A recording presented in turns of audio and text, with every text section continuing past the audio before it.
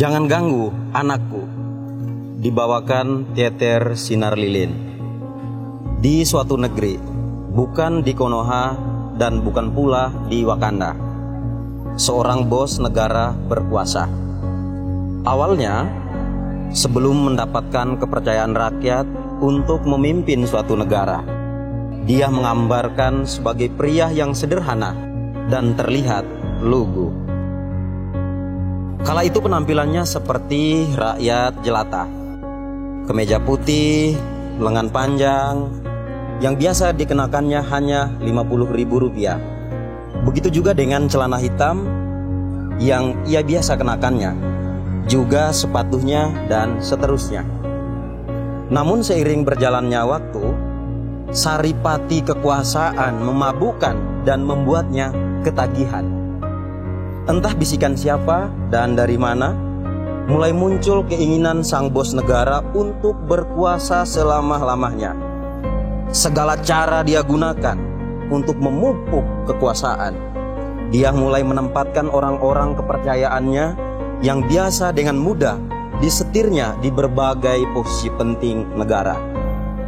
Tidak cukup lama sampai di situ, dia mulai mempersiapkan putra sulungnya untuk melanjutkan kekuasaan keluarga mereka.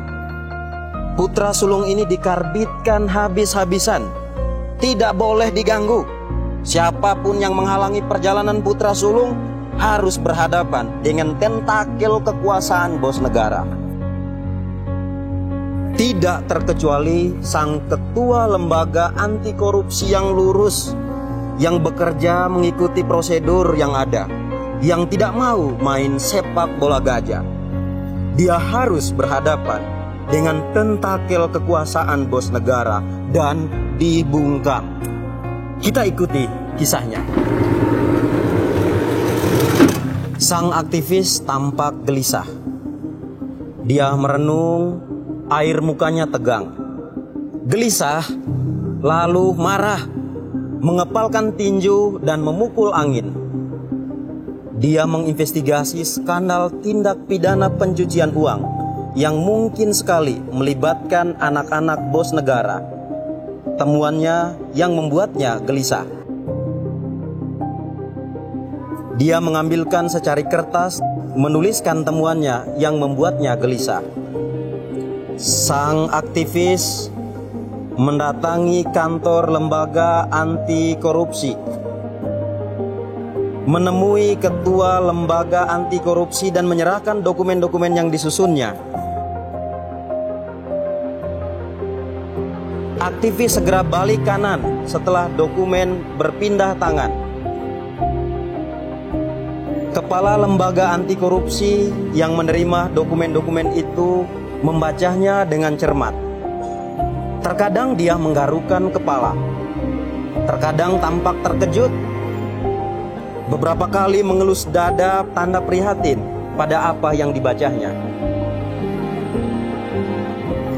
Ketua lembaga anti korupsi berjalan ke arah istana untuk menemui bos negara.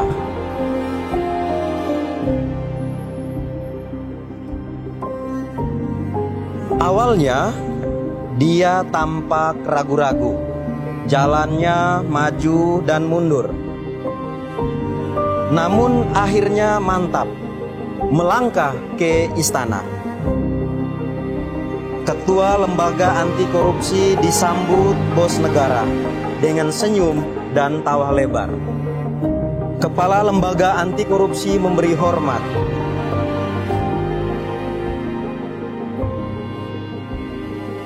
Tidak jauh dari bos negara berdiri kantor polisi negara dan kantor polisi daerah yang menatap tajam ke arah ketua lembaga anti korupsi.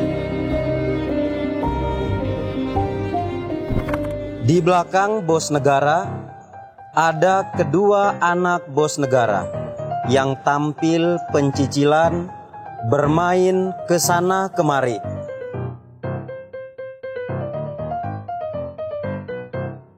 Terkadang mereka mendatangi ketua lembaga anti korupsi dan mencolek-colek pinggang ketua lembaga anti korupsi.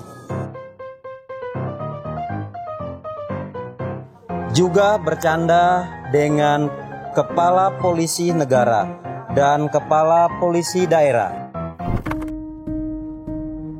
Bos negara membaca dokumen-dokumen yang diserahkan kepadanya. Lalu dia terkejut, marah, membanting dokumen-dokumen itu. Lalu mulai menuding-nuding kepala lembaga anti korupsi dengan telunjuknya. Kedua anak bos negara ketakutan. Mereka ngumpet di belakang badan bos negara. Kepala lembaga anti korupsi berdiri tegap. Kepalanya tegak, menatap lurus ke depan. Tangannya di samping, tinjunya mengepal, menahan kemarahan. Lalu dia memberi hormat dan balik kanan. Saat ketua lembaga anti korupsi berjalan meninggalkan bos negara memandang kepala polisi negara dan kepala polisi daerah, lalu memberi perintah kepada mereka berdua untuk menangkap ketua lembaga anti korupsi. Kedua anak bos negara tepuk tangan dan jingkrak-jingkrak kegirangan. Kepala polisi negara dan kepala polisi daerah meringkus ketua lembaga anti korupsi, membawanya paksa dengan keras.